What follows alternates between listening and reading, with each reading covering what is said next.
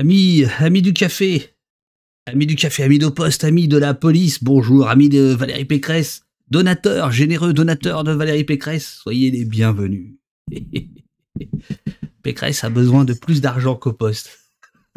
Bon, comment allez-vous? Bonjour encore un autre, bonjour Darkipo, bonjour Madji, bonjour Gikou, bonjour Alex, Manfou, salut la compagnie, bonjour tout le monde, bonjour VP Delka. Bonjour Jessie, bonjour évidemment aux modos, aux modératrices Eurial, Jessie qui sont là comme toujours et Olivier et Robin en embuscade comme toujours. Bon, est-ce que le son est bon les amis? Nous avons fait de nouveaux réglages encore hier avec Robin. J'espère que ça va aller. Excellent son, super. Bonjour Boomer d'Armor. Bonjour à tous. Alors aujourd'hui, on va recevoir deux avocats lyonnais. Pour l'instant, ni favorablement ni défavorablement connus de nos services. Enfin, on nous les a conseillés. Bon, on va voir ce que ça donne, mais je pense qu'ils sont pas mal. Et donc à propos de la dissolution du groupe, alors le GAL ou la GAL, on verra avec eux comment on dit. En fait, sur le fondement de la loi séparatisme. Et oui, les amis, cette loi séparatisme que beaucoup ont laissé filer sans trop s'en préoccuper, bah voilà, on a des effets qui arrivent. Bonjour Diffiction, bonjour à tous, bonjour Durdenov. Je vais les faire venir au poste. Ils ont l'habitude de ce genre de choses, hein. C'est pas trop compliqué pour eux. Alors attention. Alors, est-ce que c'est bon? Vous allez me dire si leur son est bon. Oui, le son est bon, super, génial. Vous me direz si leur son est bon, donc attention, je les fais rentrer. Bam. Ça y est, vous êtes à l'écran. Il faut se redresser. Bonjour. Il faut se redresser normalement. Bonjour. Oui. Mais on s'était installé patiemment, on attendait. Vous attendiez. Alors, bon, super. Donc, à notre droite, maître Agnès Bouquin, c'est bien ça? C'est ça. À notre gauche, maître Olivier Forêt, c'est bien ça? C'est ça, et toujours à gauche. Toujours à gauche, oui, bien sûr. Tous les deux, vous êtes les avocats du groupe antifasciste lyonnais GAL, groupe antifasciste de Lyon et de ses environs, qui a reçu une notification de dissolution officielle il y a quelques jours par le ministère de l'Intérieur au nom de la loi séparatisme. Vous avez déposé un référé liberté, donc c'est bien parce que ce matin on va faire un peu de droit, vous allez nous expliquer ce que c'est que le référé liberté, parce que c'est le genre de trucs que les avocats ils aiment bien faire, auprès du Conseil d'État, donc là c'est quand même assez sévère, et au-delà de tout ça, ce dont nous allons parler, c'est de la liberté d'expression et de critique, qui selon vous est malmenée par cette attaque faite par le ministère de l'Intérieur. Est-ce que j'ai bien résumé la situation? Je pense qu'il faut que vous vous rapprochiez un tout petit peu de votre ordinateur, les amis. On va se rapprocher. Voilà, vous êtes très bien là, regardez. On est merveilleux. Voilà. Alors, qui veut commencer? Agnès, peut-être? Voilà. Oui, alors, donc on est les avocats de la GAL, alors on dit la GAL, même si c'est le groupe, et ça va me permettre de redonner la parole à mon confrère qui est... Oui, sur l'historique du groupe antifasciste Lyon et environ, j'aurais quelques mots qui vont inscrire la GAL dans l'histoire récente lyonnaise. C'est le groupe antifasciste Lyon et environ, mais on dit la GAL.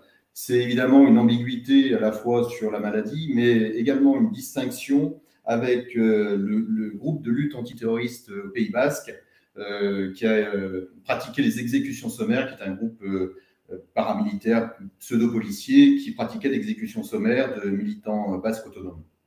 Donc il y a cette ambiguïté qui est entretenue par la GAL, à la fois pour se rapprocher de cette idée d'une maladie qui viendrait gangréner un peu un ordre établi, et à la fois aussi cette distinction qui est faite avec ce groupe paramilitaire qui a pu considérer que le militantisme de gauche devait faire l'objet d'une justice un peu sévère et expéditive.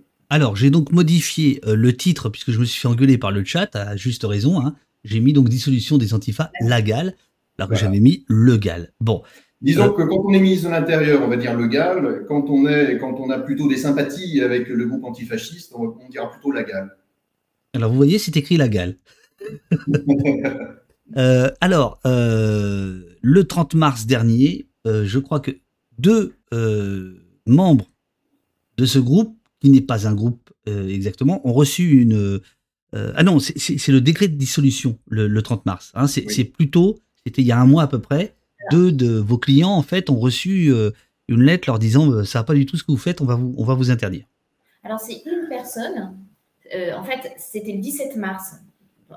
À partir du 16 mars, en fait, il y a un militant antifasciste qui ne se revendique pas spécifiquement membre de la GAL, mais qui a des idées antifascistes, donc un peu comme nous tous finalement, puisque personne ne se revendique du fascisme, enfin,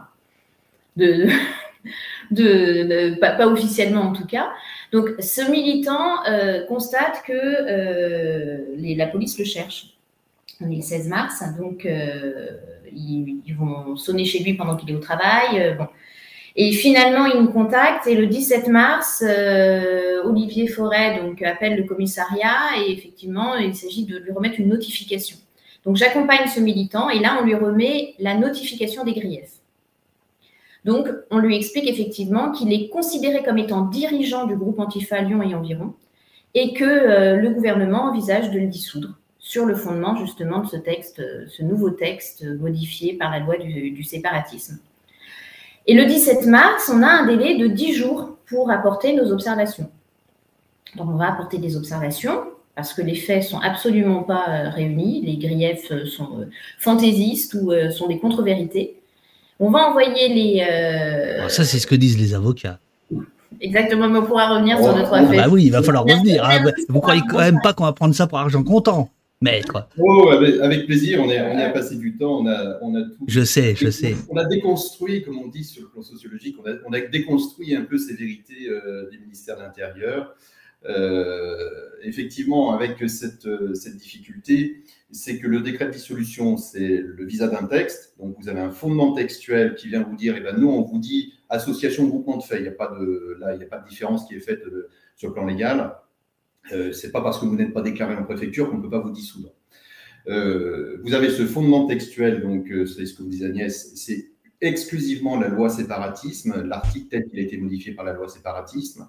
Et vous avez les éléments factuels qui viennent alimenter la discussion sur ce fondement textuel.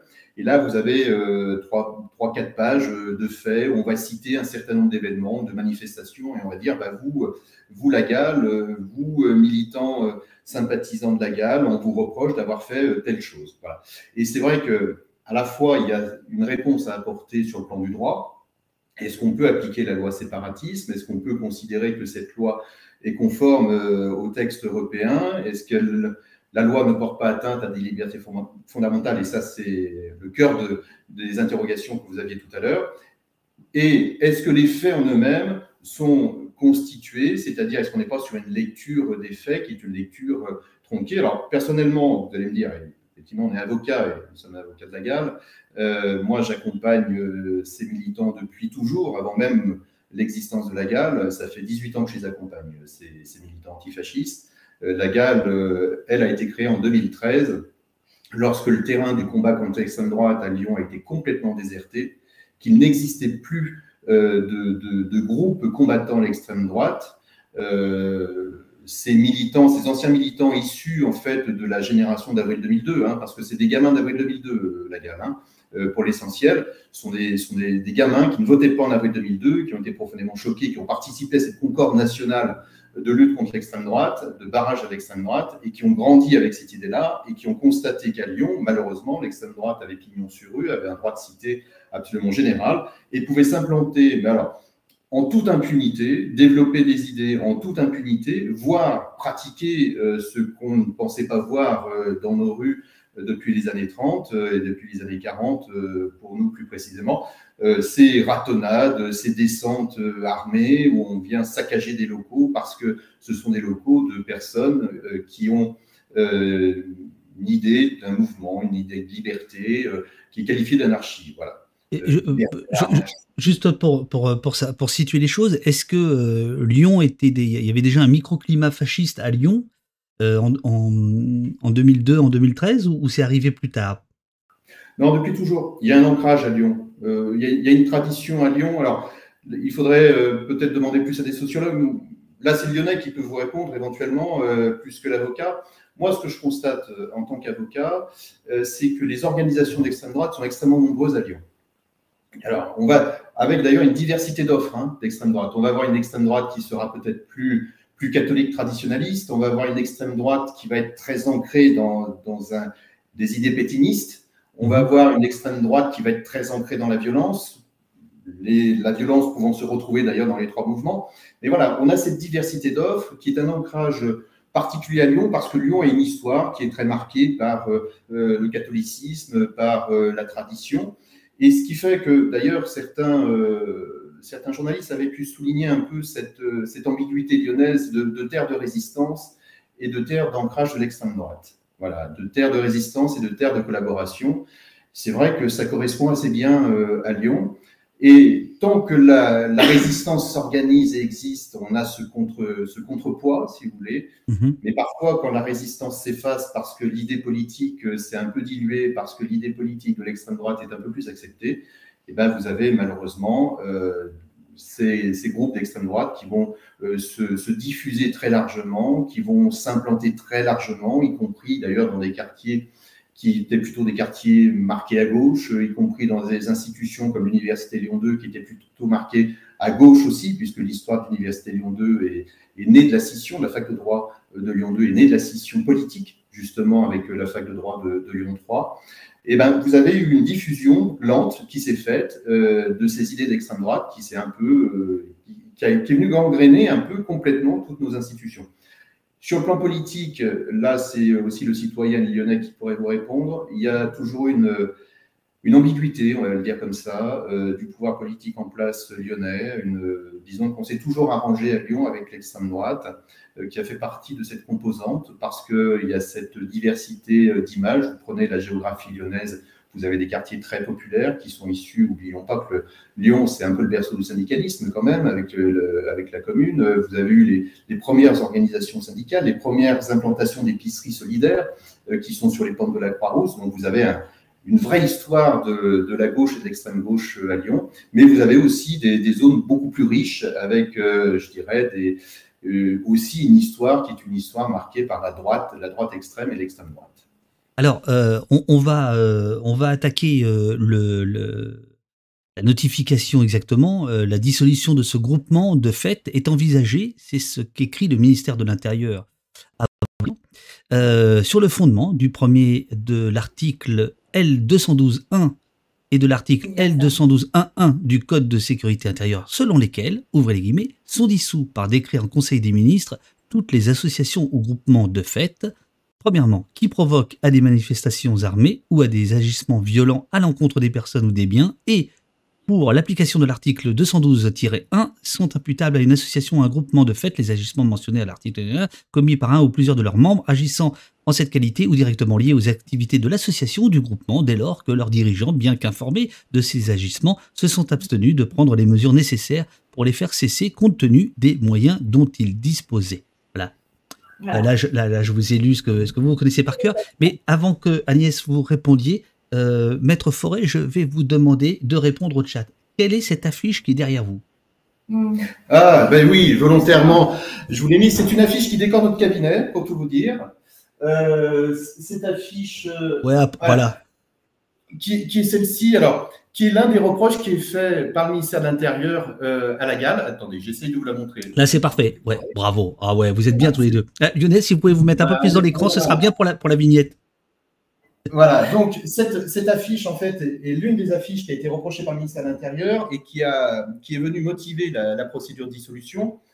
Cette affiche, en fait, est une illustration d'un street artiste qui s'appelle Goïn, qui avait fait cette œuvre lors d'un festival de street art à Grenoble, ce qui avait déclenché beaucoup de débats avec le ministère de l'Intérieur qui souhaitait la destruction d'un certain nombre d'œuvres de Goïn.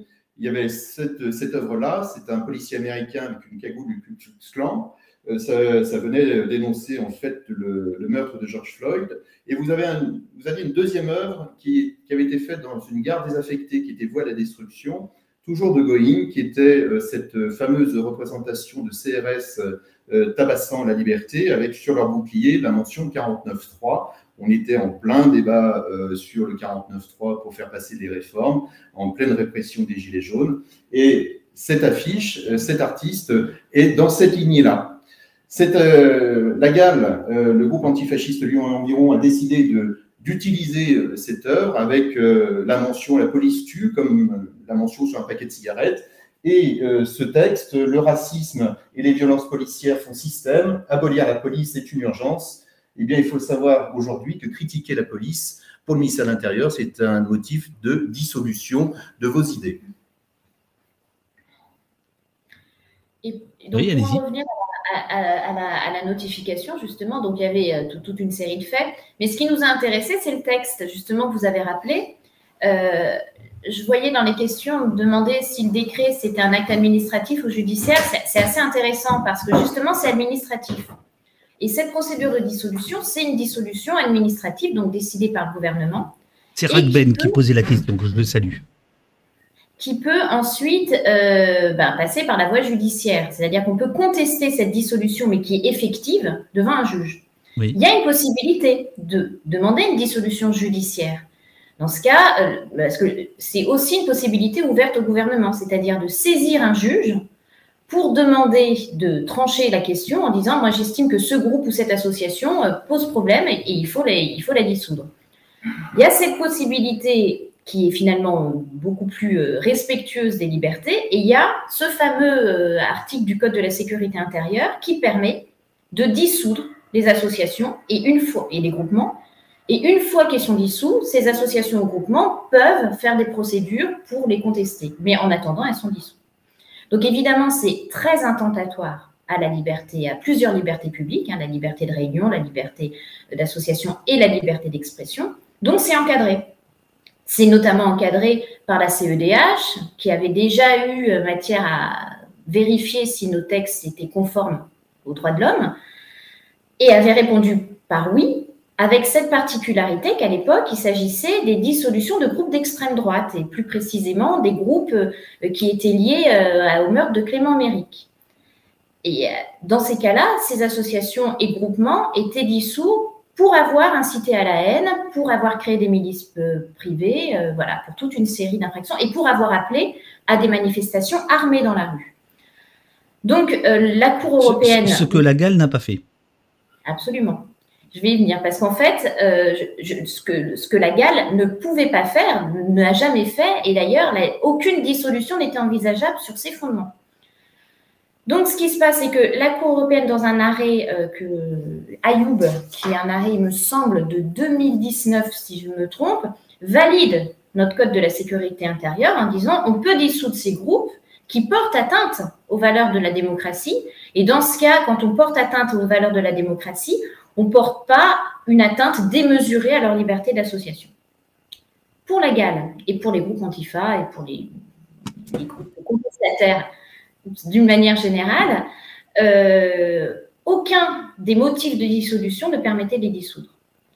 Il y avait éventuellement la manifestation armée dans la rue, mais il fallait vraiment appeler à une manifestation armée dans la rue, c'est un critère qui est simple. Donc, ce qu'a apporté la loi de dissolution, c'est de modifier le petit 1 et de rajouter donc attendez, vous avez dit la loi de dissolution. Non, la loi séparatisme. Pardon, la loi de séparatisme. Bien joué de la Vous croyez qu'on ne vous écoute pas ici?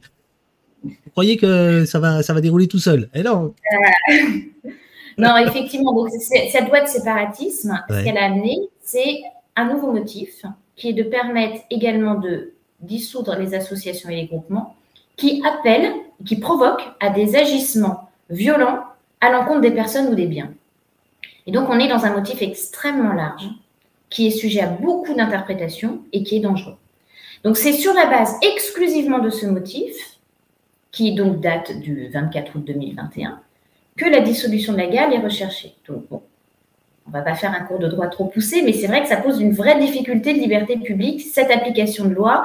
Alors, je pense, Maître Boukien, qu'il faut quand même préciser en quoi le fait de... En quoi ça vous paraît compliqué, puisque c'est là-dessus que vous allez vous battre. Donc il faut quand même expliquer.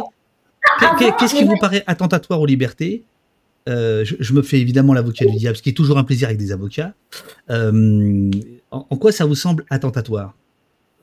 Alors, là, on est dans un texte donc, qui permet donc de dissoudre une association, un groupement de faits, et de le laisser dissoudre jusqu'à ce qu'on ait accès à un juge. Donc, il faut quand même que les motifs soient extrêmement cadrés et qu'on puisse envisager avant quel comportement ou quelle provocation va pouvoir entraîner ces dissolutions. Appeler à une manifestation armée dans la rue, c'est clair. Je pense que tout le monde peut le comprendre. Par contre, qu'est-ce qu'un agissement violent contre les personnes ou les biens? Là, on est dans une interprétation que le droit actuel ne nous permet même pas d'éclairer. C'est-à-dire que concrètement, les violences contre les biens, en droit français, ça n'existe pas, par exemple. En droit pénal, vous n'avez pas de violence contre les biens. Vous avez des dégradations, vous avez des destructions qui sont à chaque fois déterminées par la loi. On sait exactement quel comportement est susceptible d'avoir la qualification de dégradation. Là, on vous parle de violence contre les biens, ça ne veut rien dire. Ce d'autant qu'une violence, en droit, par contre, ça peut être une parole. Concrètement, vous décrochez l'affiche d'un président de la République et vous l'insultez, c'est une violence contre les biens. Donc, on est vraiment dans des comportements extrêmement vastes et extrêmement larges, pas assez cadrés pour justifier une atteinte immédiate à la liberté d'association, de réunion, d'expression, en disant « vous êtes dissous parce que j'estime que vous avez peut-être pu appeler à des comportements violents contre les biens ou les personnes un jour ». Vous n'y avez pas forcément participé, vous avez eu un comportement qui pouvait laisser entendre que vous étiez d'accord avec les agissements violents contre les personnes ou les biens. On est dans le flou le plus absolu, et c'est ce flou le plus absolu qui permet de limiter une liberté publique fondamentale. Alors, le ministère, quand il notifie cette dissolution, en fait, il va fournir à vos clients 4-5 pages de biographie, grosso modo. Il remonte à 2014. Ça démarre par la participation à une manifestation non déclarée en hommage à Rémi Fraisse, réunissant environ 150 personnes. Donc, voilà, grosso modo. Alors oui, ici, il y a une dispersion. Et un groupe d'une 50aine d'individus s'est reconstitué à tenter d'incendier des poubelles et des palettes, commettant des dégradations par apposition de tags sur le mobilier urbain, sur les panneaux de signalisation. À cette occasion, 16 personnes de ce groupe ont été interpellées, etc. Bon. Et alors après, vous allez avoir 3-4 pages. Voilà, alors ça va du commentaire Facebook à la participation à des manifestations déclarées ou pas, etc. Qu'est-ce que déjà vous ressentez en tant qu'avocat devant cette biographie très, très complète, peut-être parcellaire, vous allez me dire, mais déjà, là, ça signifie quoi? Ça veut dire que le groupe est surveillé ou c'est rétroactif? Alors, de toute façon, il y a toujours une surveillance policière de ces groupes-là. Depuis toujours. Les renseignements généraux assuraient cette mission. Ensuite, ça a été la DCRI. Maintenant, c'est la DGSI. Voilà, il y a eu des mutations, si vous voulez, de services de police qui sont des services de police de renseignement administratif français, qui font de la sécurité, mais qui à la limite est une mission qui peut s'entendre parce qu'il y a la nécessité de garder éventuellement un œil sur des groupes qui pourraient être des groupes violents ou susceptibles de passer à l'acte. Donc cette mission-là, elle n'est pas contestable. Il y a une surveillance particulière de la GAL parce qu'il y a cette inquiétude, si vous voulez, éventuellement de débordement. Et notamment, l'une des discussions que l'on pourrait avoir, c'est de savoir si la GAL est un mouvement Black Bloc. Le Black Bloc, c'est quelque chose qui fait peur, qui fait toujours peur au pouvoir, parce qu'on imagine des hordes sauvages qui viennent ravager les rues. Et le mot Black Bloc, d'ailleurs, ne figure jamais dans la terminologie utilisée par le ministère de l'Intérieur pour qualifier la GAL, puisque la GAL n'est pas un mouvement Black Bloc. La GAL est un mouvement politique qui a une expression politique et qui n'est pas forcément l'expression de la destruction. Le mouvement Black Bloc, on est sur une contestation de l'ordre établi, avec des passages à l'acte qui visent à créer des troubles majeurs. Donc on est sur quelque chose qui relève peut-être de la sécurité, et c'est la loi séparatisme telle qu'elle a été modifiée par Darmanin à l'époque. L'objectif affiché, c'était justement de lutter contre les Black Blocs. Alors, La GAL, si vous voulez, quand on prend cette notification, moi je vous disais, ça fait effectivement depuis toujours que je les connais, depuis 2013 que la GAL existe. Vous avez dans cette notification des reproches qui sont liés à des manifestations depuis 2014. Alors, notre premier réflexe, c'est de dire qu'il a fallu 8 ans pour qu'on se pose la question, déjà. Ce qui en soi est problématique, hautement problématique, parce que pour justifier une dissolution aussi urgente, avec une atteinte aussi fondamentale à des libertés publiques, de réunion, de manifestation, d'expression, voire d'opinion, on se dit qu'on le fait tout de suite, on n'attend pas, si vous voulez. Alors, 2014, on a quelques manifestations, alors c'est l'hommage à Rémi Fraisse. En plus, ce sont des manifestations, c'est ça qui est terrible, si vous voulez. C'est quand on a pris la décision de prendre notre bâton de pèlerin et d'aller voir un peu les politiques en leur disant, voilà ce qui est en train de se passer, comprenez les enjeux qui se déroulent derrière, comprenez l'atteinte majeure, la volonté de museler, et j'utilise le terme museler volontairement parce que la police a demandé à son ministère de museler la GAL. C'est eux qui ont communiqué là-dessus. Qu'est-ce qui vous fait dire ça? C'est un tweet de FO, police municipale de Lyon, qui a demandé à ce qu'on muselle la GAL. Voilà, et c'est très clairement le terme qui a été utilisé, museler. Donc on est sur une volonté clairement affichée d'un certain nombre de syndicats policiers ou de policiers de porter atteinte à la liberté d'expression dans le seul but de faire taire ceux qui peuvent être éventuellement critiques. Quand on prend cette historique de fait, on se rend compte que la GAL a appelé à manifester, et quand on alerte un peu les politiques nous disent tous d'ailleurs spontanément « Ah mais cette manifestation, j'y étais. Celle-ci, j'y étais avec mon écharpe tricolore. » C'est-à-dire que j'étais dans ma fonction politique en plus. Je sors simplement de moi, citoyen, je veux participer à cette manifestation. Là, je suis dans ma fonction politique, je m'affiche avec mon écharpe tricolore, je participe à cette manifestation. Et bien, cette manifestation est venue justifier pour le pouvoir en place de dissoudre la GAL qui n'organisait pas la manifestation, mais qui participait au même titre que d'autres. Donc, on est sur des choses qui sont comme ça, qui sont extrêmement inquiétantes, des manifestations. Dire, par exemple, quand vous prenez dans les motifs, monsieur, vous de la GAL, on vous reproche d'avoir appelé une journée de lutte le 1er mai, si vous voulez, ça me fait sourire. Enfin, ça me fait sourire, non, ça me fait plus sourire. Mais c'est dire à quel point on est en décalage entre une réalité, une volonté du ministère de l'Intérieur et un objectif politique qui vient absolument tout justifier. C'est pour ça que, si vous voulez, on avait souhaité répondre point par point. Et quand on a eu la notification de la procédure de dissolution le 17 mars, on a souhaité, le gouvernement a dit, on vous laisse 10 jours pour présenter les observations. Le délai de 10 jours est à discrétion du ministère. Hein. C'est le ministère qui décide de vous laisser 10 jours, 15 jours, c'est comme il le souhaite. Pourquoi 10 jours? Parce que 17 mars plus 10 jours, 27 mars, dernier conseil des ministres avant les élections, 30 mars. Ils ne pouvaient pas laisser 15 jours. C'est pas possible. Donc, le choix a été fait de se porter sur 10 jours de délai pour présenter les observations. On présente des observations. On les envoie en courrier recommandé. Je suis un peu old school de temps en temps. C'est vrai. Je dois dire, vous avez du mal à envoyer des pièces jointes dans les emails, par exemple. Vous savez, la technique, ça trahit toujours ceux qui s'y investissent. Mais on a des ordinateurs qui ne marchent pas beaucoup depuis qu'on a envoyé un fameux référé liberté. Je ne sais pas, on a quelques soucis informatiques depuis quelques jours, avec tous nos ordinateurs sur le réseau qui tombent en panne. C'est très surprenant. Il se passe des choses parfois très surprenantes en termes de coïncidence. Donc, quand on envoie nos observations, si vous voulez, ce sont des observations, il y avait un peu plus de 20 pages d'observations quand même. On répondait très factuellement, justement. En disant, voilà, vous nous reprochez ça, voilà ce qui s'est passé en fait. Voilà. C'est-à-dire, vous nous dites la GAL a organisé ça, non, la GAL n'y est pas. Vous nous dites la GAL a appelé à manifester, oui, éventuellement, mais vous savez, en fait, la GAL n'a fait que relayer un appel à manifester. Donc, si vous voulez, oui, on peut nous le reprocher, il n'y a pas de difficulté, mais à ce moment-là, et c'est pour ça qu'on alerte, par exemple, les sénateurs écologistes de Lyon, en lui disant, mais concrètement, réalisez bien que cet appel à manifester qu'on reproche à la GAL, on va le reprocher à vos gamins qui se sont organisés, qui ont fait cet appel à manifester, parce que la liberté d'expression qu'on nous reproche, c'était la même chez vous. Et on a fait ce choix-là, et on se rend compte en fait qu'il n'y a pas de violence susceptible d'être reprochée à la GAL. Rien de sérieux, si vous voulez. Et je sais, j'ai vu passer tout à l'heure un message qui parlait du fameux procès du 4 novembre et des 7 antifascistes. C'est finalement la seule trace de violence qu'on est susceptible de reprocher à ce moment-là à des militants ou des sympathisants susceptibles d'être proches de la GAL. C'est la seule exception.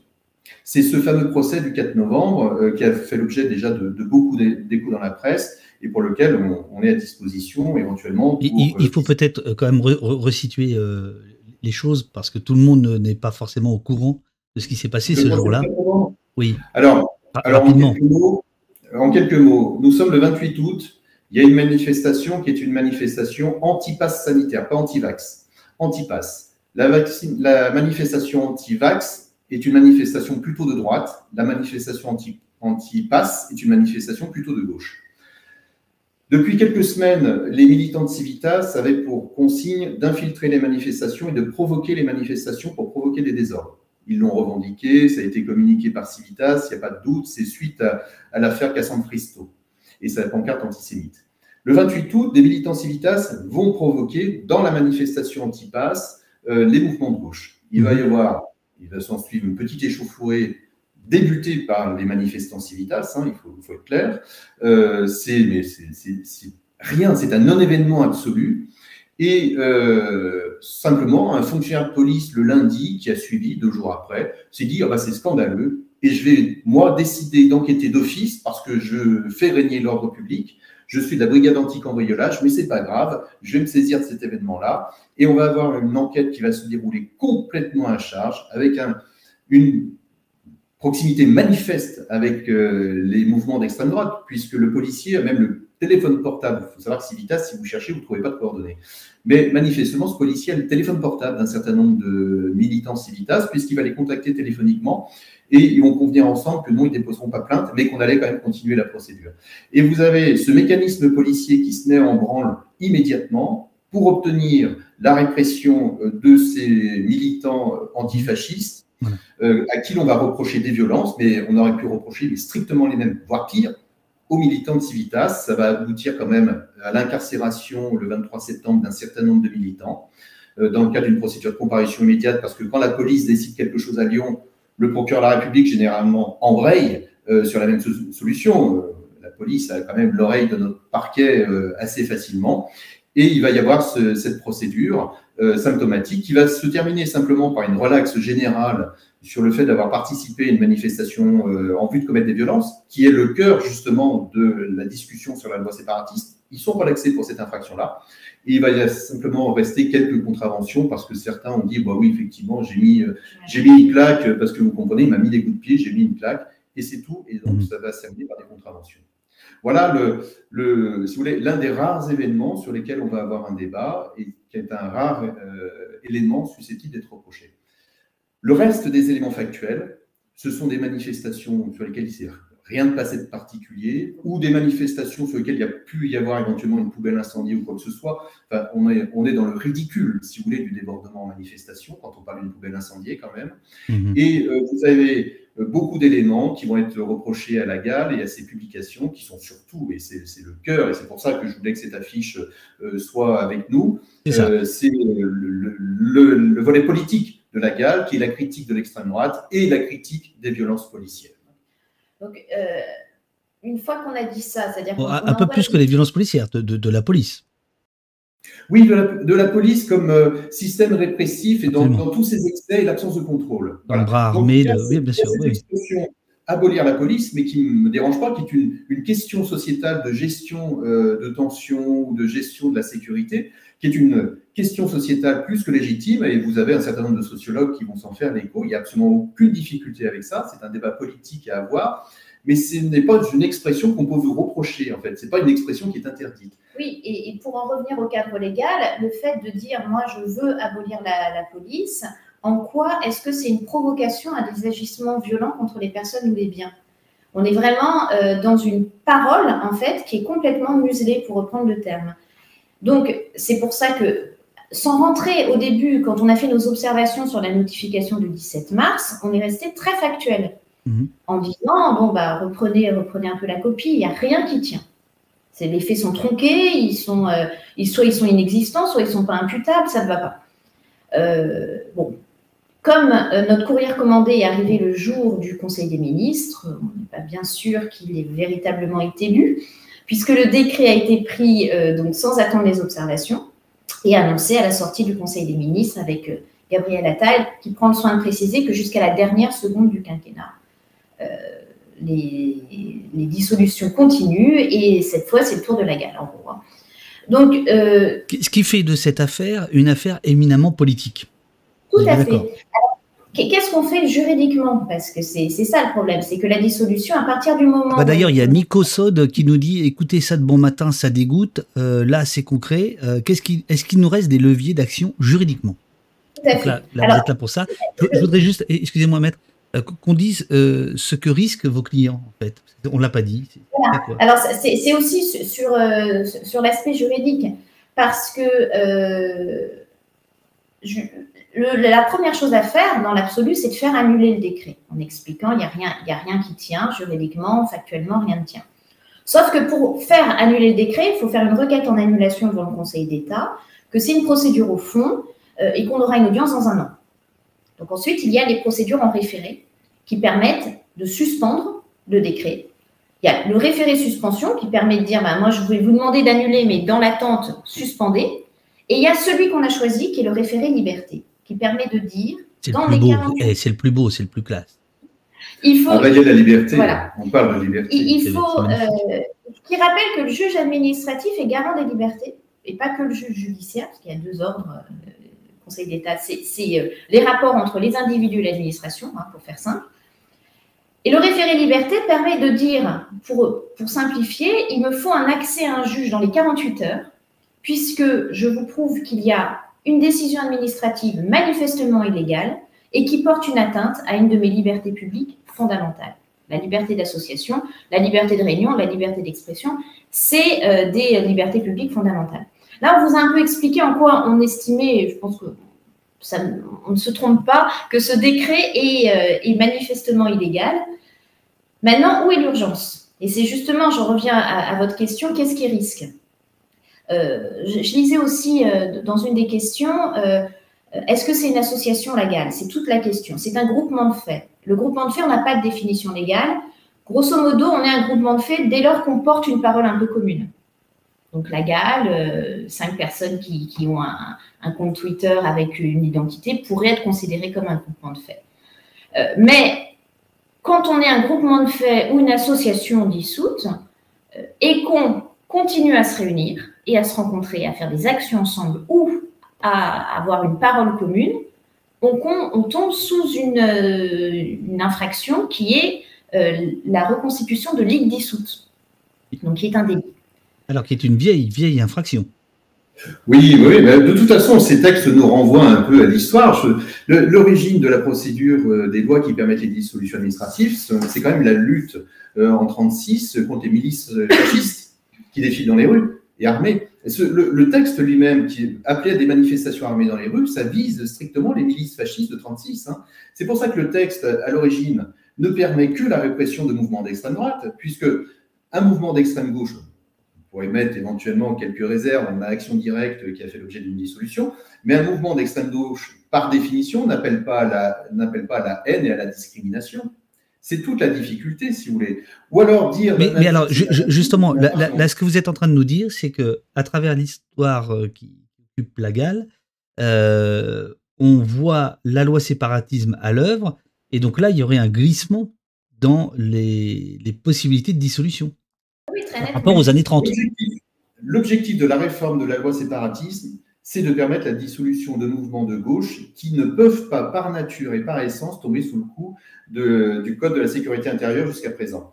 Appeler à des manifestations armées dans la rue, je vous dis, la question peut se poser éventuellement au niveau d'action directe, qu'il y avait des modalités d'action violente, etc. Donc ça pouvait éventuellement se discuter. D'ailleurs, ils ont été dissous. Mais les autres critères, la constitution de milices privées, l'appel à la haine et la discrimination, qui sont des critères qui sont purement objectifs et purement, justement, l'expression de la haine de l'extrême droite.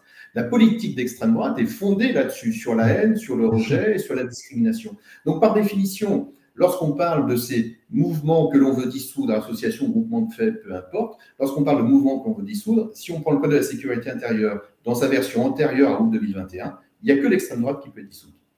La réforme vise à permettre la dissolution de mouvements de gauche Et la difficulté, c'est comment s'en saisir, c'est-à-dire comment qualifier une atteinte à l'ordre public si grave qu'elle mérite comme sanction que l'on prive des libertés publiques quelqu'un.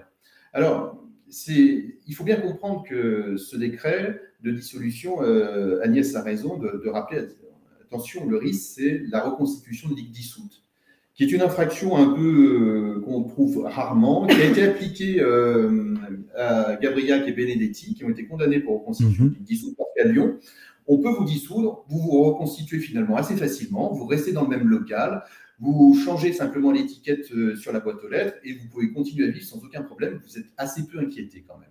À Lyon, il faut savoir que là-dessus, ça passe crème, comme on dit. Nous, on a des vraies inquiétudes là-dessus.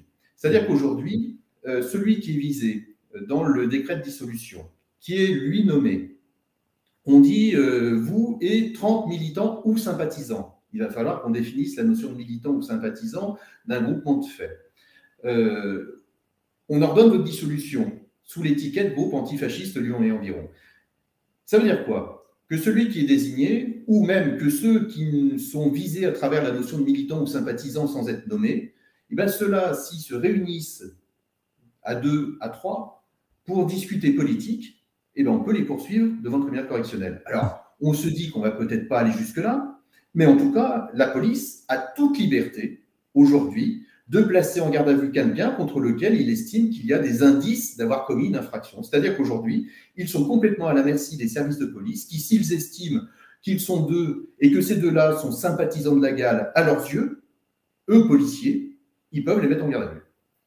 Et c'est un des leviers du référé liberté qui nous fait choisir cette procédure qui est tout à fait exceptionnelle parce qu'on est en période électorale, que la dissolution intervient avant le premier tour et que, de ce fait, la GAL, mais ses militants ou sympathisants, parce que le décret ne fait pas de différence, ne peuvent plus se réunir, ne peuvent plus manifester ensemble, ne peuvent même plus, à titre privé, aller boire un café ensemble, si on va jusqu'au bout de la logique.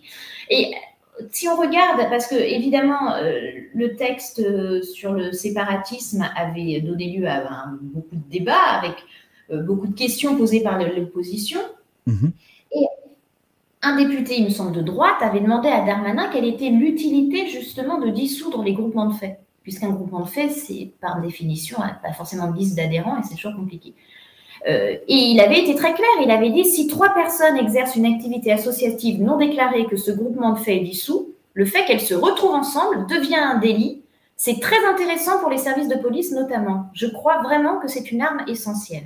Donc c'est dit, c'est même pas caché. Donc l'objectif est bien là. C'est ensuite de contrôler la réunion et les rencontres de ceux qui vont être qualifiés d'antifascisme. La GAL, dans le décret, elle est identifiée par le logo Antifa.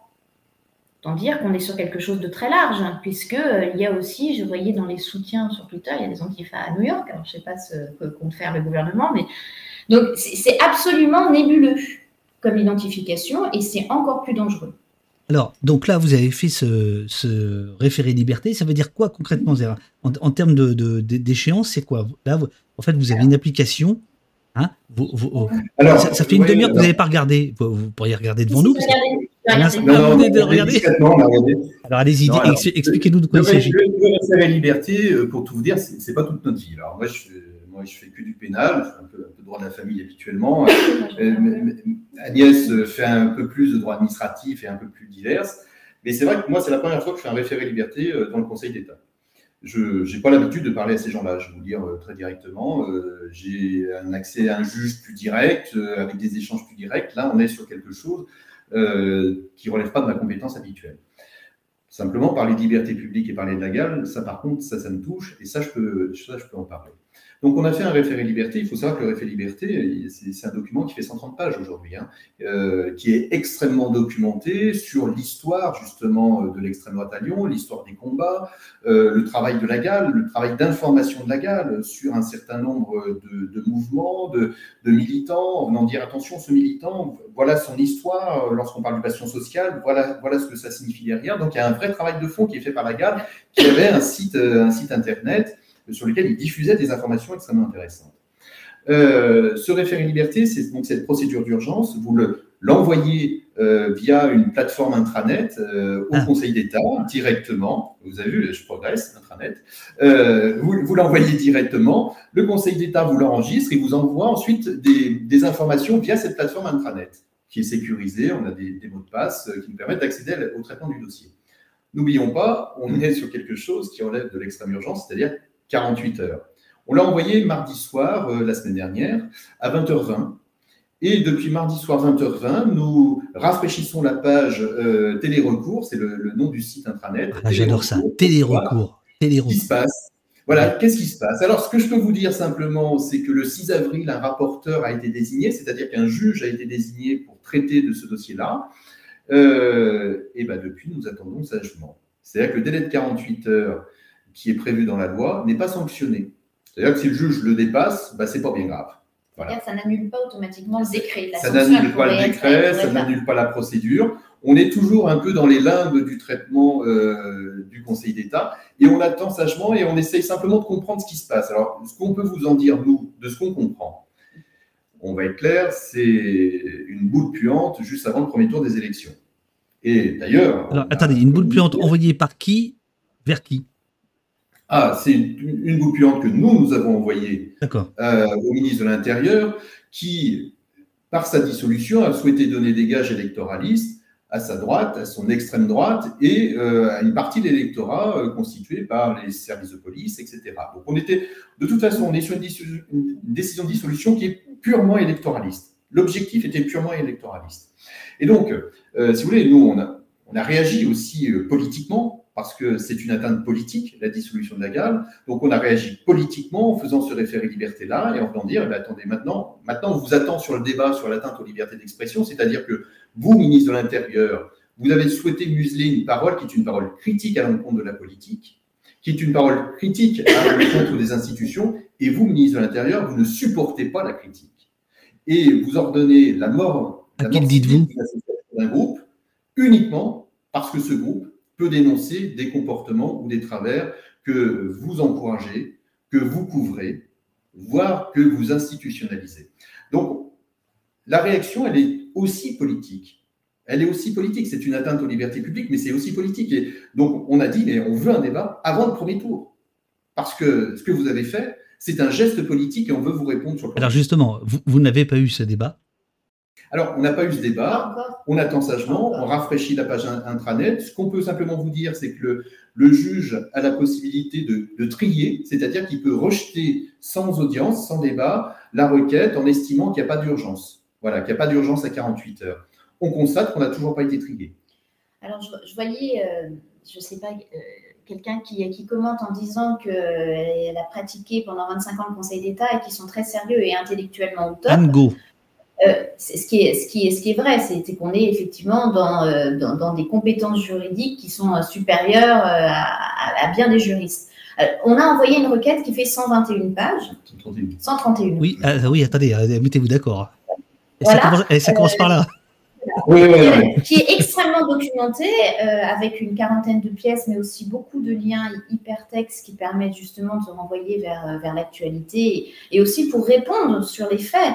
Rien que sur chacun des faits, je crois qu'on a 70 pages de la requête qui expose pourquoi aucun des faits ne tient. Alors, ça ne choque pas qu'on prenne le temps aussi de prendre connaissance de cette requête. Bon, vu les échéances, on est bien sûr très impatient de pouvoir aller plaider ce dossier et leur expliquer lors d'une audience qui sera publique où est la difficulté. La difficulté, elle est factuelle, mais elle pose aussi des vrais problèmes juridiques. Ce d'autant que ce texte avait fait l'objet d'un avis préalable du Conseil d'État qui avait cadré autant que possible son application, que le Conseil constitutionnel aussi a validé le vote, la promulgation, tout en expliquant qu'il fallait aussi émettre des réserves sur ce coup.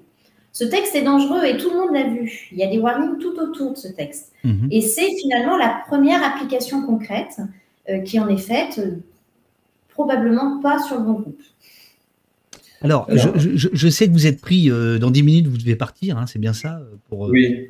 Vous avez un vrai travail, hein, plutôt que de répondre au chat. Mais c'est génial que vous répondiez au chat, donc ça veut dire que vous le voyez bien, en fait. que les gens écrivent. Oui, alors c'est un peu flou, mais... Il faut qu'on s'approche un peu. Mais ah, c'est ouais. bien. Bon. Non, mais c'est super. Alors, puisqu'on parle de politique et il nous reste 10 minutes, est-ce que ce qui s'est passé dimanche, le premier tour, est-ce que ça change quelque chose pour vous? Par exemple, il y a JB Perrin qui vous dit à propos de la loi séparatisme, que pensent les invités des programmes des candidats? Il semble que la vision de Marine Le Pen sera encore pire que celle d'Emmanuel Macron. C'est donc de toute façon dramatique. Quel dilemme? Est-ce que vous pensez que pour vos clients, ça peut changer la donne, le résultat de l'élection présidentielle? Et d'une manière générale, pour nous tous, en termes de liberté d'expression, est-ce que ce qui est en train de se passer peut avoir une incidence, une influence sur la suite des choses? Ce qui est sûr, c'est que c'est une première et que ça fera un précédent. Quelle que soit l'issue du scrutin, on peut penser qu'il y aura, en tout cas après les élections et sur le quinquennat qui suivra, une vie contestataire sociale riche et peut-être un peu mouvementée. Donc c'est quand même très important que entre les deux tours, on puisse avoir une décision qui permette de rappeler les principes de liberté fondamentale et la possibilité de s'exprimer librement. Moi, mon premier réflexe, si vous voulez, quand je vois des résultats d'élections comme ça, j'avais anticipé, et malheureusement c'est un réflexe qui revient de temps en temps, c'est de se dire je vais changer de pays, d'abord. Après, on ne peut pas abandonner le combat politique. Et le combat politique, nous, on le mène aussi via des procédures judiciaires et via la défense que l'on assure de militants antifascistes notamment. Quand je vois ces résultats-là, je vais vous dire, quand on a évoqué la question de la dissolution de la GAL, qu'on a souhaité sensibiliser un certain nombre de courants politiques, vous avez pu prendre connaissance de communiqués de presse qui ont été émis par Europe Écologie Les Verts, l'Union Populaire et le NPA. Voilà. C'est-à-dire qu'il y a des mouvements politiques qui ont été sensibilisés justement parce qu'ils ont bien conscience que dans leur rang, vous avez des associations de gamins. Je vous parlais tout à l'heure de la manifestation du 5 mars qu'on a reproché à la GAL, qui était une manifestation des soulèvements de la Terre. Ils ont bien conscience qu'il y a des mouvements de désobéissance civile. Darmanin nous a promis « je ne touche pas à la désobéissance civile ». C'est quand même hautement discutable. Les mouvements de désobéissance civile de gamins qui font avancer les débats, notamment pour l'écologie, ceux-là peuvent tomber eux aussi sous le coup de la loi. C'est ça qui est terrible, si vous voulez.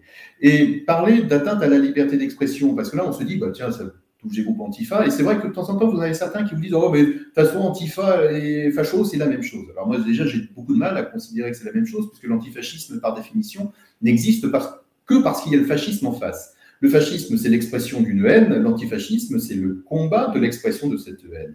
Ça n'a strictement rien à voir. Les modalités d'action ne sont absolument pas les mêmes, c'est complètement faux. Voilà. C'est-à-dire que concrètement, vous n'avez pas de horde antifasciste qui se réunissent à 40 pour aller saccager une librairie sur le pente de la Croix-Rousse parce qu'ils estiment que cette librairie est trop marquée à gauche, comme ça a été le cas en mars 2021. Et je vous rassure parfaitement, la police a fait son travail, c'est-à-dire n'a pas fait grand-chose, et le procureur a fait son travail, c'est-à-dire qu'il a classé sans suite l'affaire, estimant que bon, on n'allait pas chercher qui sont les auteurs de ce saccage-là.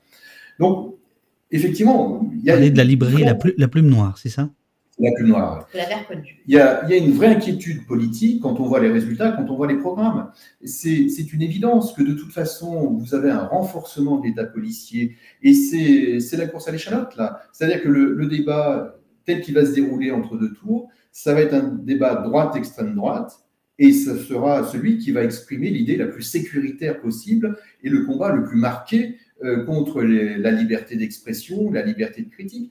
Enfin, bon sang, quand même, dire la police assassine, la justice acquitte. Voilà. Ça, c'est un slogan qui, aux yeux du ministre de l'Intérieur aujourd'hui, est interdit. Ça sera encore pire demain. Ça sera encore pire demain parce que cette politique répressive va sortir renforcée par les résultats des élections et c'est une vraie inquiétude.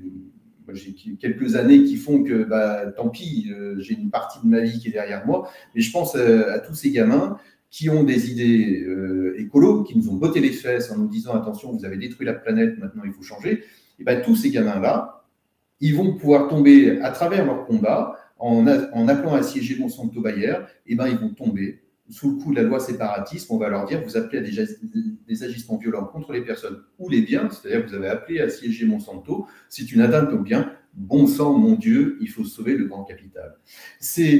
Et ça, cette forme-là de l'expression de la répression sort renforcée avec les résultats des présidentielles. Alors comment on sort de cette nasse politico-judiciaire? Alors justement, par le combat aussi juridique, je voyais quelqu'un qui rappelait qu'il était militant pour la paix, toute forme de paix, et je vois qu'il y a beaucoup de débats sur comment est-ce qu'ils veulent supprimer la police. Mais ce n'est pas la question, en fait. La question, c'est est-ce qu'on peut dire dans une démocratie, moi, je veux supprimer la police, est-ce qu'on peut lancer le débat? On est d'accord, on n'est pas d'accord, ce n'est pas la question. Et quand on est aussi pour la paix, un des garants de la paix, c'est quand même d'avoir accès à un pouvoir judiciaire qui est en mesure de rappeler les libertés publiques et de dire à l'exécutif, vous ne pouvez pas faire ça, en fait. Vous ne pouvez pas dissoudre un groupement 15 jours avant les élections parce que ça, les paroles vous posent un problème. Et c'est un des leviers. On compte sur le Conseil d'État pour rappeler qu'il est présent et qu'il sera présent pour préserver les libertés. Est-ce que c'est pas l'ultime, encore une fois, je fais l'avocat du diable, est-ce que c'est pas l'ultime paradoxe que d'aller demander au Conseil d'État, qui représente une institution contre laquelle vos clients luttent, de mon point de vue légitimement, voilà, comme ça les choses sont très claires, d'aller lui dire, donnez-nous l'autorisation de le faire. Vous voyez ce que je veux dire? C'est justement ce que dit la CEDH. Vous avez l'article 17 de la Cour européenne des droits de l'homme, l'article 17 qui rappelle que les textes de liberté publique et qui préservent nos libertés ne peuvent pas être utilisés pour des associations et des groupes qui vont lutter contre les libertés. En gros, pas toutes les libertés pour les ennemis de la liberté, pour faire simple. Et c'est un article qui est très puissant, qui a été notamment utilisé pour valider les dissolutions françaises des groupes d'extrême droite. Mais ce n'est pas le cas de la GAL, justement, parce qu'elle ne lutte, elle n'est pas contraire aux valeurs de la CEDH. Ce qui veut dire que vous pourriez, si le Conseil d'État ne vous donnait pas raison, aller un recours. Oui, très clairement. De toute façon, le débat est posé, puisque dans nos fondements juridiques, on a l'article 10 et l'article 11 de la Convention européenne des droits de l'homme. Donc, c'est dans le débat. D'ailleurs, la question est posée clairement la question juridique est posée de la conventionnalité du texte. Donc, ce nouveau texte, pour nous, est clairement contraire à la CEDH. Il n'est pas passé encore par la censure, puisqu'il vient d'être voté et qu'il faut un certain délai pour y accéder. Mais déjà, les juges français peuvent opérer un contrôle. Et c'est ce qu'on leur demande aussi de faire, d'ailleurs. Et manifestement, on n'est pas du tout dans les cadres posés par la CEDH. Est-ce que vous voulez ajouter quelque chose? Il nous reste 2 minutes. Après, vous devez partir, voler au secours de je ne sais qui. Pour aller au secours, alors, ajouter quelque chose. Oui, le combat judiciaire contre la dissolution du groupe antifasciste Lyon et environ, je pense que c'est un combat qui doit toucher chaque citoyen. Parce que chaque citoyen, à un moment dans son expression, dans sa liberté, va faire part d'une idée qui ne sera pas forcément l'idée dominante. Et ce qu'il faut bien comprendre, c'est que museler le groupe antifasciste, c'est simplement museler toutes les libertés d'expression dès lors qu'elles ne sont pas dominantes ou dès lors qu'elles ne sont pas relayées par l'État. Si l'idée qui est exprimée est une liberté qui est en soi une infraction pénale, et on parle des appels à la discrimination, voilà, je ne parle pas d'une milice privée qui va aller bloquer une montagne en disant dehors les étrangers. Ça, on est sur l'expression d'une infraction pénale elle-même. Mais si l'idée n'est pas une infraction pénale, quelle est la difficulté de l'exprimer? Si ce n'est ne pas être dans un vent dominant, si ce n'est être simplement dans l'expression d'une liberté qui est garantie à tout citoyen. C'est l'essence même de la démocratie. N'oublions pas que notre démocratie, le cœur de la démocratie, tel que la démocratie est née à Rome, à Athènes, le cœur, c'est le forum, c'est-à-dire la liberté de réunion des gens qui se retrouvent et qui parlent librement de sujets politiques. C'est le cœur de la démocratie. Et ce qui est atteint avec la dissolution du groupe antifasciste Lyon et environ, où on leur dit vous avez une interdiction de réunion, vous avez une interdiction d'association, vous avez une interdiction d'expression, vous avez une interdiction d'opinion, et bien c'est le cœur de la démocratie qui est atteint, tel qu'on le conçoit et tel que nos institutions doivent les garantir aujourd'hui. Ce n'est plus le cas, on n'a pas d'autre choix que de recourir aux juges, au contrôle judiciaire, justement pour aujourd'hui essayer de les préserver. Ultime question, comment soutenir la GAL maintenant, demande Zulu 2000. D'autres demandent, est-ce que vous allez mettre en ligne vos documents? Comment être tenu au courant de l'évolution des choses. Et après, je vous libère. Alors, on a communiqué assez largement dans la presse. Soutenir la GAL, c'est soutenir, surtout, c'est relayer les informations, c'est relayer cette dénonciation qui est faite de la liberté d'expression, d'atteinte à la liberté d'expression. Et ce qu'il faut faire, c'est justement relayer tous ces appels, relayer tous ces articles qui viennent dire attention, il se passe quelque chose d'extrêmement grave. C'est comme ça qu'on peut soutenir le groupe antifasciste Lyon et environ aujourd'hui. Voilà. Je pense que c'est surtout ça. Eux ne peuvent plus rien dire aujourd'hui. Que les autres s'expriment à leur place en disant mais ils ont le droit de dire ça. Ils ont le droit de dire la police assassine, la justice acquitte. C'est une liberté fondamentale que d'avoir le droit de dénoncer des violences policières à l'époque où la directrice générale de l'inspection générale de la police nationale explique elle-même que l'institution dysfonctionne.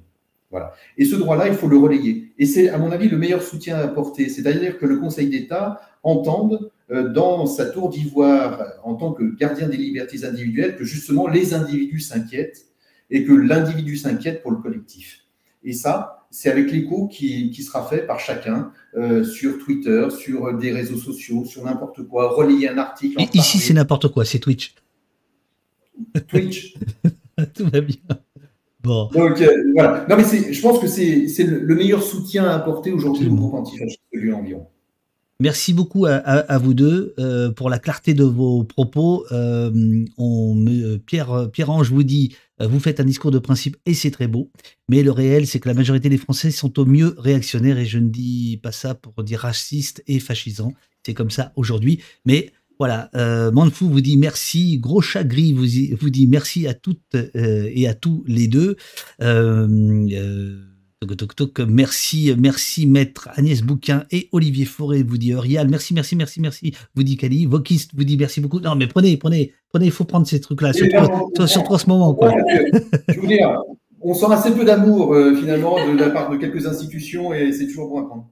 Voilà. Merci maître pour vos combats, vous dit Kaof, merci beaucoup, vous dit la Tienas, merci pour votre travail, merci beaucoup, vous dit René Vasse, ça n'arrête pas, voilà. Eh bien bon courage.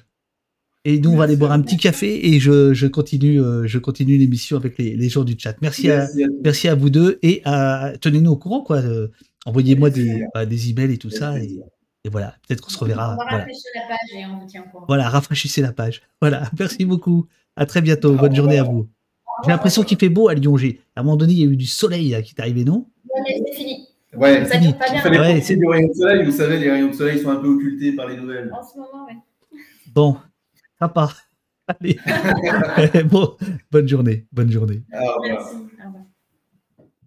Voilà les amis, donc on se retrouve dans quelques instants si vous voulez bien. Moi je vais faire une petite pause. Ah, je les entends encore là. C'est drôle. C'est comme si j'avais encore les micros. Les micros chez eux. Voilà, les amis, je me fais un petit café, je reviens dans une minute. J'espère que l'entretien vous a plu. Valérie Pécresse a un message pour vous, et c'est Sentier Battant, qui n'est pas là malheureusement, qui l'a réalisé. Et on se retrouve dans une seconde. Je suis endetté personnellement à hauteur de 5 millions d'euros. C'est pour cela que je lance ce matin un appel national aux dons à tous ceux qui m'ont apporté leur suffrage, mais aussi à tous ceux qui ont préféré hier le vote utile. Et enfin, à tous les Français qui sont attachés au pluralisme politique et à la liberté d'expression. J'ai besoin de votre aide, d'urgence. Quand j'entends le mot violence policière, moi personnellement, je m'étouffe. Première formation!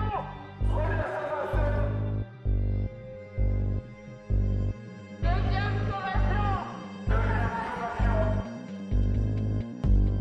Dernière formation! On va faire une la force!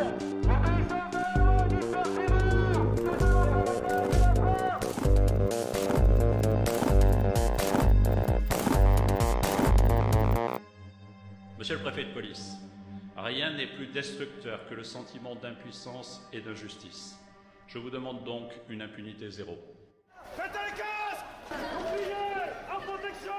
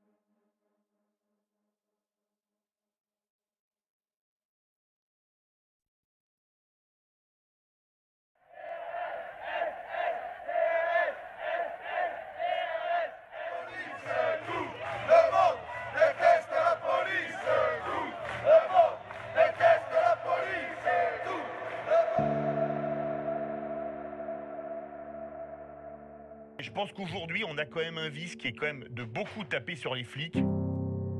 Vous allez mettre votre vie en jeu pour des gens qui, samedi d'après, vont vous jeter des pavés sur la tête. Les gens ont plus confiance en nous. Nous, on n'a pas confiance dans les gens. Le dialogue est rompu, et pour le regagner, ça va être compliqué. On a plus besoin de soutien dans le cadre des missions qui sont les nôtres que, une fois de plus, d'être stigmatisé. La France aime sa police. Et ça a commencé. Ben oui, ça a commencé. L'émission a commencé. On est à l'antenne depuis 5 minutes. Et voilà. Et là. Alors, la musique, les sons de chaîne. Tatati tatata. Oh là là là là, merci beaucoup, Hector Balis.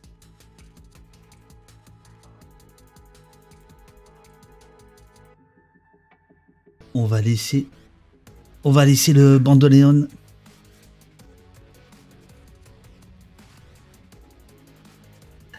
Merci beaucoup, Hector. Alors, on vous le répète, voilà, pour défendre les libertés, pour être là tous les jours, on a besoin d'un peu de carburant. Et voilà, le carburant, c'est vos abonnements ou vos dons. Merci beaucoup, Hector.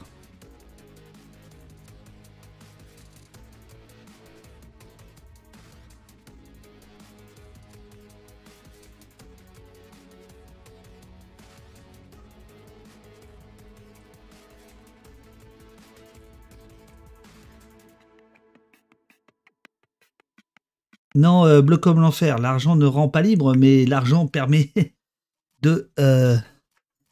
d'organiser le pessimisme. Voilà. Vous imaginez pas le boulot que ça représente. C'est complètement dingue. Merci beaucoup, Hector, vraiment. Oh là là, FreeBSD rocks. Père. Toto Kaka 3, j'aurais aimé comprendre comment ces gens comptent se débarrasser de la police. Ça n'était pas le sujet aujourd'hui. On a déjà fait des émissions sur l'abolition de la police. Le sujet aujourd'hui, oh là là, ça n'arrête pas. Donne la papate, merci beaucoup.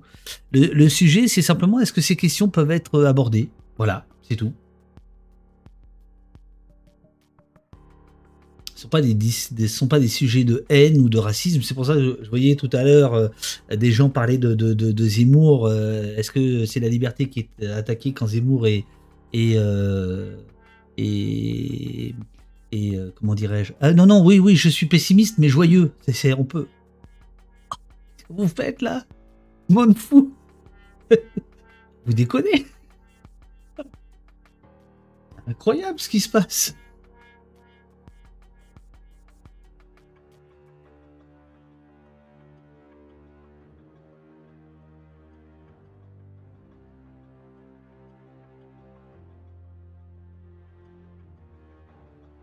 Donc oui, je disais, voilà, quand on est dans un discours de haine ou de racisme, la question de la liberté, oui, elle peut être posée, mais elle est vite réglée quand même. Là, il s'agit de tout à fait autre chose. Voilà. Donc c'était pas la question de l'abolition dont on a déjà eu le plaisir de parler à de nombreuses reprises au poste, avec des gens qui réfléchissent à ces questions-là. Voilà. La moula pour la lucha. Oh, c'est bien ça comme argument. La moula pour la lucha. C'est excellent.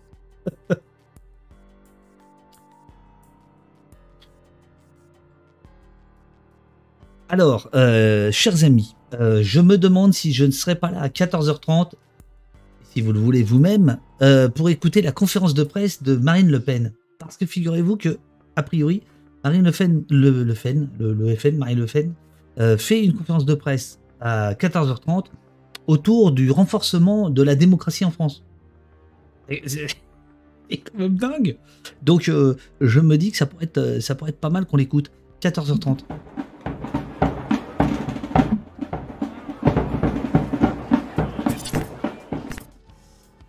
Donc qu'est-ce que vous en dites? 14h30, c'est noté, dit Eurial qui réagit au quart de tour, comme toujours.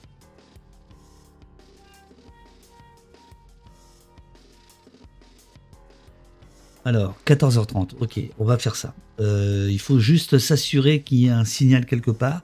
Je pense que ça va être le cas. Merci aussi beaucoup à tous ceux qui ont retweeté les dessins de Rodolphe Urbs qui étaient là hier. Et bien justement, écoutez, grâce à vos abonnements, voilà, j'ai dit à Rodolphe, bah écoute, en fait, je vais te payer un petit peu. Bon, c'est complètement symbolique, mais moi j'y tiens. Voilà, il a passé 3 heures avec nous, 2h30. Il a fait plein de dessins. Donc voilà, merci beaucoup. Et Rodolphe reviendra un jour ou l'autre. Quand j'ai un jour ou l'autre, on se disait hier qu'il ne faudrait pas que ce soit systématique, mais qu'on ait un rendez-vous comme ça régulier. Merci beaucoup, Reims. Merci beaucoup.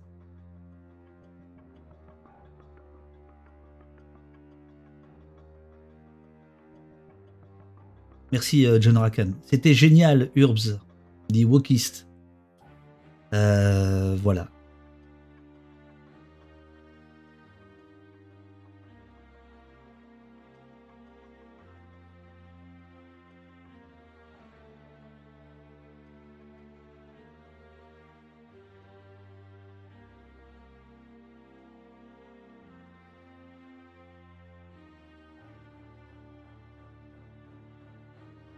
Alors Glodioman, c'est pas sûr. Alors justement, on a parlé de ça avec Rodolphe.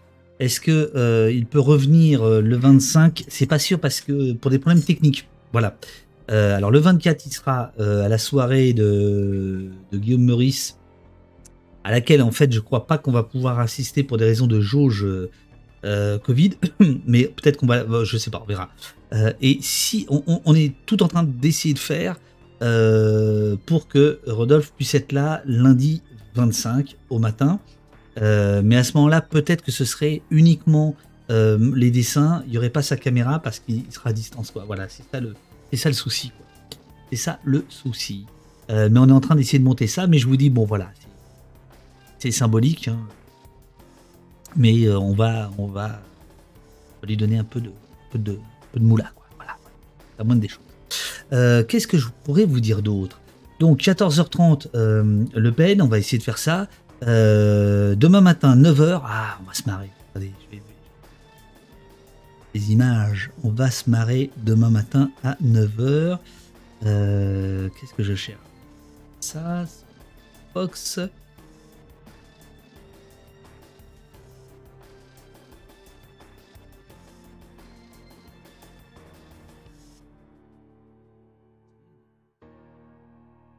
Mon petit Firefox. Voilà. Alors,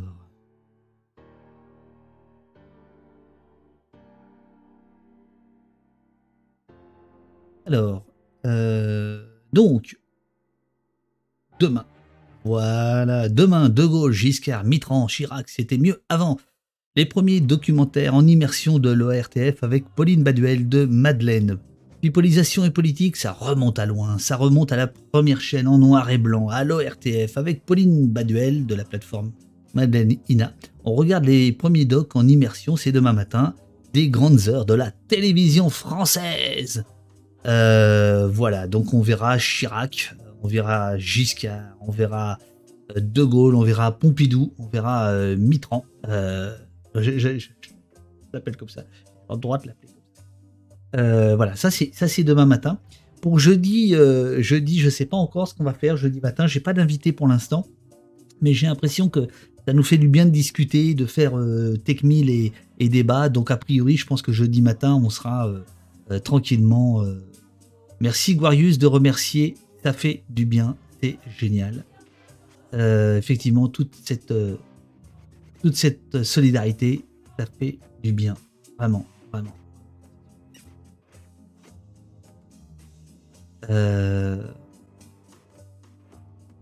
Frédéric Dumas, c'est qui? C'est quoi? Excusez-moi, je suis pas au courant. Je sais pas qui c'est. Bon, allez, je vais vous faire gagner un petit bouquin. Si ça vous dit, hein, bien sûr. Hein. Dites-moi si ça vous dit. Vous voulez gagner ça ou pas? voulez gagner ça ou pas? Oui, non, on ne sait pas. Ah oui, oui, mais je crois que... Mais qu'est-ce qui se passe là? Non.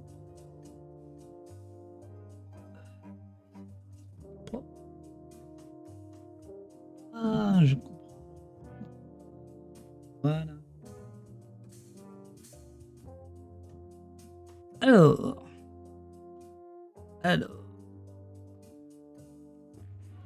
Ok. Donc. Oui, donc si elle est déjà passée plusieurs fois sur Blast, c'est pas sûr.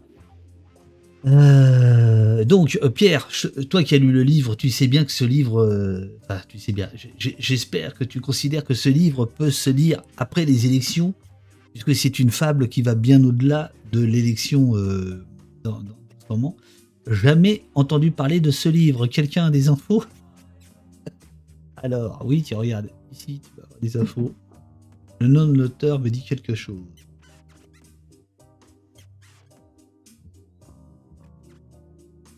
Alors c'est vrai que c'est drôle parce que là on approche du moment du début du livre, 9 jours avant le second tour.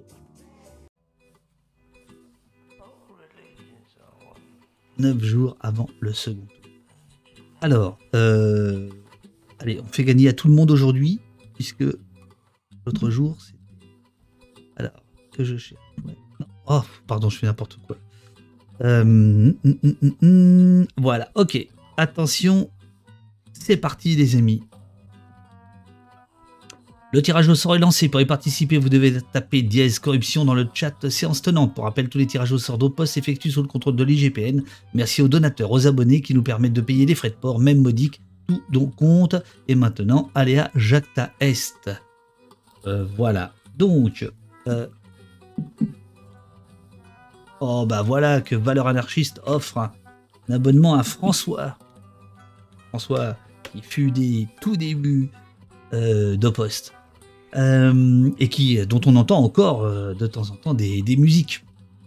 Encore quelques secondes et les Français sauront qui les dirigera pour 5 ans. 9 jours avant le second tour, Philippe Rex, un magnat multimilliardaire, propriétaire de la chaîne Rex News, est kidnappé au cœur même de son empire. Sur Twitter surgit une photo de l'otage menacé au bord d'une rivière, l'exigence du ravisseur, un survivaliste aux motivations troubles, un débat en direct avec le président de la République pour faire entendre les voix des sans-voix.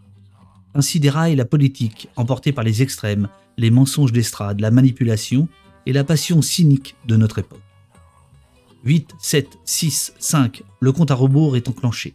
Jour après jour, au rythme trépidant de ce suspense politique, médiatique et policier, nous voilà propulsés dans les coulisses de l'état d'urgence et de la société du spectacle, dans le repère de l'éminence grise des présidents, maître secret de la République, au bureau de la coordinatrice des services intérieurs, sur le plateau des rois du prime time, au cabinet de l'avocat de Rex News, homme d'influence à son tour licencié, et au sein de l'équipe d'une candidature d'extrême droite débordée sur sa droite. Et si le slogan de Rex News, la révolution, c'est l'information, disait vrai. Voilà. Voilà les amis, c'est ça le bouquin. Alors.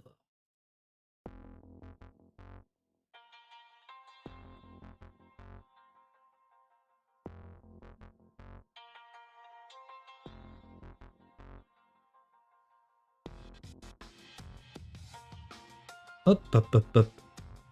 Qu'est-ce que je fais moi? N'importe.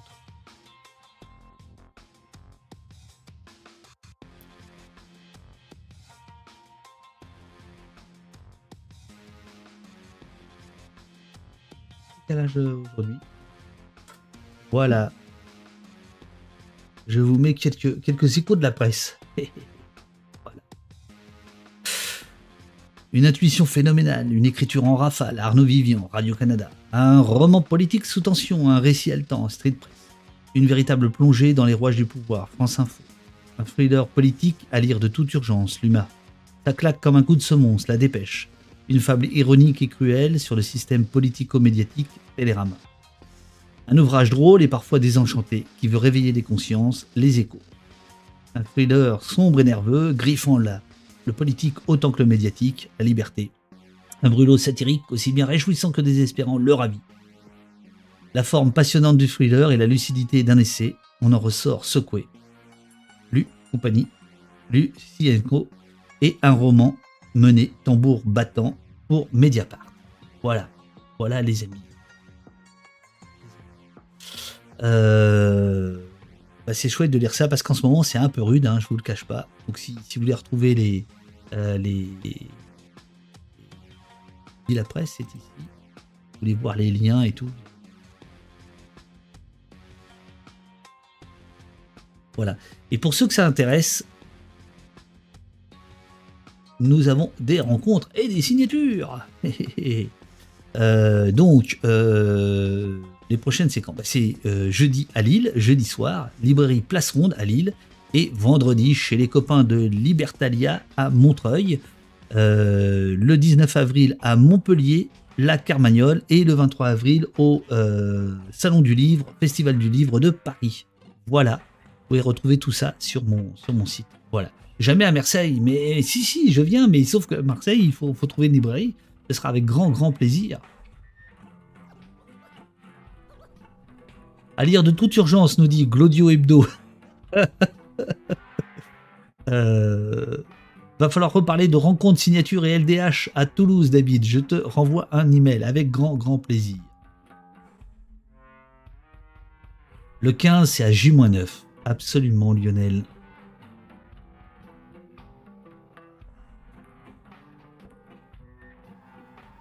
Voilà.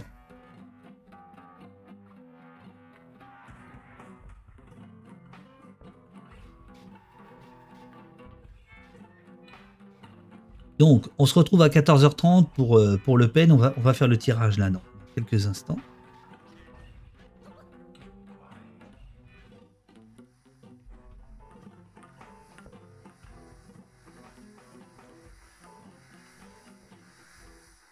Oui, hier on était très nombreux. C'était super, mais ce matin aussi. Non, c'est très chouette ce qui est en train de se passer autour de Poste. C'est vraiment cool.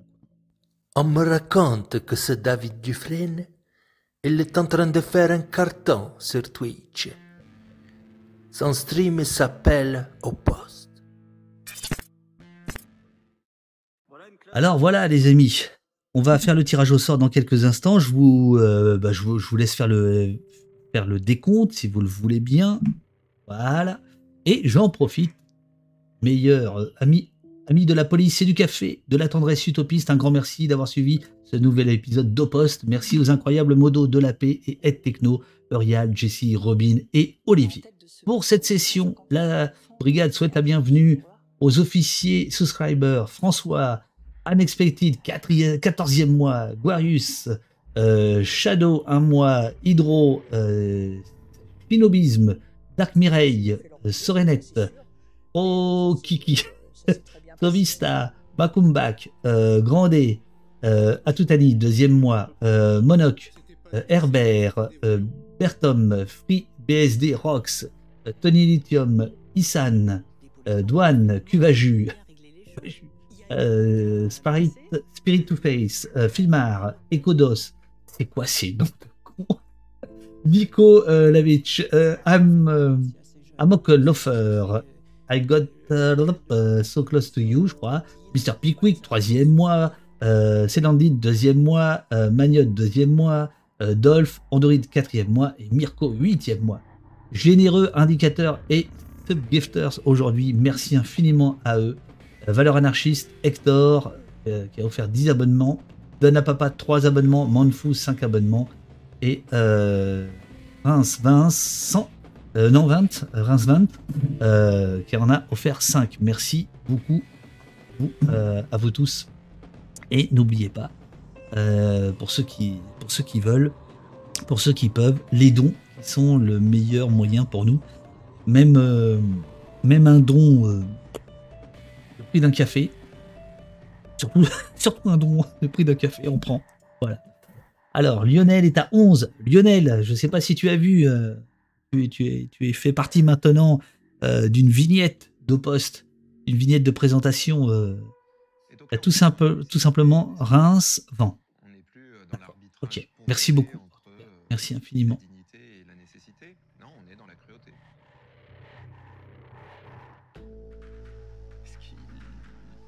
Et bienvenue à tous les nouveaux followers de la chaîne. L'application d'Olivier qui me permet de voir qui s'abonne, toutes les questions que remonte Jessie, etc. Qui nous permet d'animer le néon qui est derrière. Olivier, il a fait un truc, c'est que... Alors j'ai aussi l'heure maintenant sur cette application, parce que l'heure sur l'ordinateur est cachée par un autre écran, enfin c'est un peu compliqué. Et Olivier a eu le goût extrême, quand l'application se lance, l'heure indiquée c'est 19h59. Et là on voit quoi. L'équipe de Modo et d'Ed Techno, c'est quand même, ils sont quand même très forts ici. Voilà.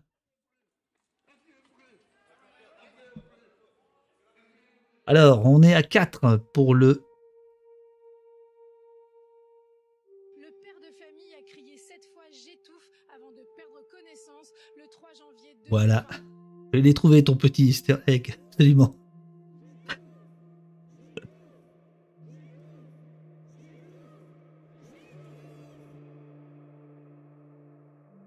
Ah, j'ai lancé une invitation à Clémentine Autain aussi. On verra.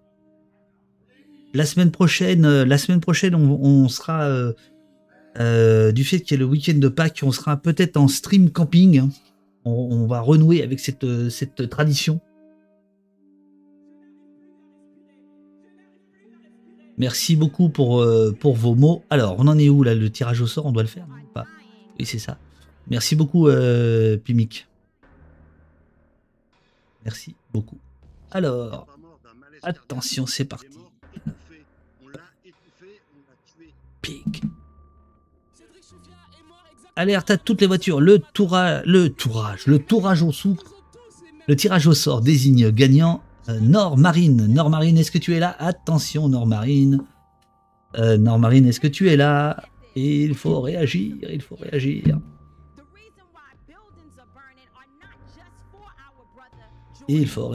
Merci beaucoup. 22 secondes. Bravo.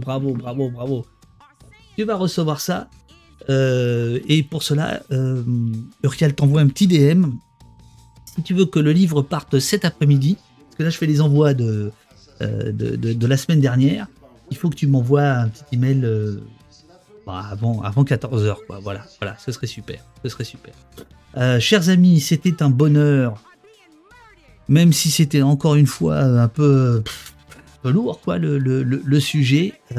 Merci beaucoup d'avoir été aussi nombreux ce matin. On se retrouve à 14h30 pour Marine Le Pen. Merci Manfou.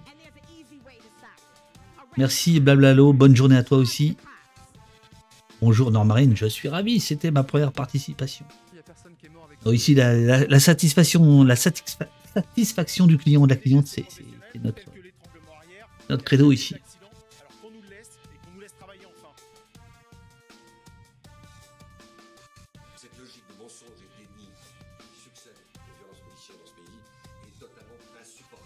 Bonne journée à vous tous. Je vous dis à tout à l'heure. Bonne journée, Moshming. N'hésitez pas à propager la bonne parole.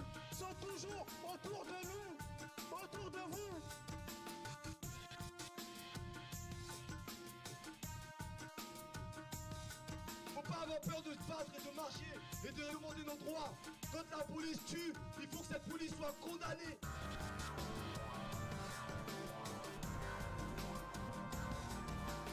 Merci à vous tous.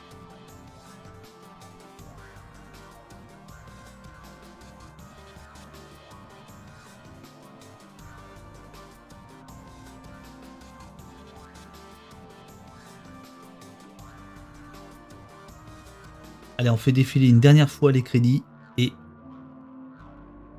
on y va.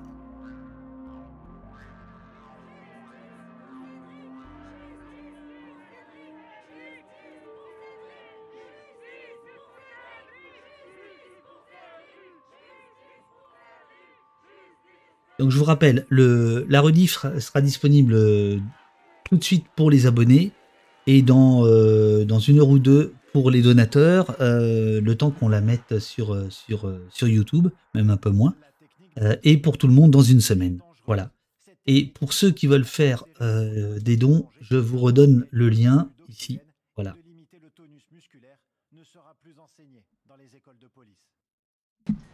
Je suis endetté personnellement à hauteur de 5 millions d'euros. C'est pour cela que je lance ce matin un appel national aux dons à tous ceux qui m'ont apporté leur suffrage, mais aussi à tous ceux qui ont préféré hier le vote utile. Et enfin, à tous les Français qui sont attachés au pluralisme politique et à la liberté d'expression. J'ai besoin de votre aide, d'urgence.